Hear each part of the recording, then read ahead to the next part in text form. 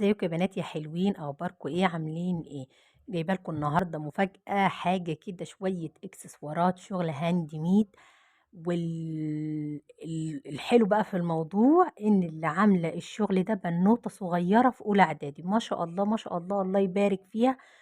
الحاجات اللي عاملاها تحفه، وحاجات رقيقه وبسيطه وجميله، ما شاء الله، الله اكبر، ربنا يبارك فيها ويبارك فيها لأهلها كده، وتبقى في أعلى المراكز إن شاء الله، وتوصل اللي هي نفسها فيه.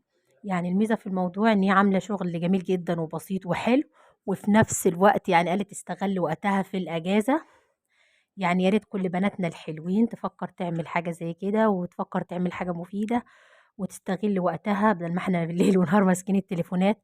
بصوا، المهم احنا عايزين نشجعها، عايزين نعمل لها تعليقات، وعايزين نعمل لها شير للفيديو بتاعها ده، عشان الفيديو بتاعها يوصل لأكبر عدد، والبنات تتشجع تفكر تعمل حاجة مفيدة هي بتحبها. مش لازم حاجة زي كده، بس المهم تعمل حاجة مفيدة هي بتحبها. انا بجد مبسوطه من البنوته دي قوي، وما شاء الله شغلها كله حلو، وشغلها بسيط وجميل. شجعوها بقى، عايزين تعليقات وعايزين شير وعايزين لايكات وعايزين تطلبوا منها اوردرات. يعني شوفوا اللي يعجبكم كده واطلبوه، واحنا عندها توصيل لأي مكان داخل اسكندرية يعني ان شاء الله. يمكن ربنا يسهل لها الحال ويبقى عندها كده حاجات، جروب كبير كده وحاجات كده، يعني شجعوها شجعوها.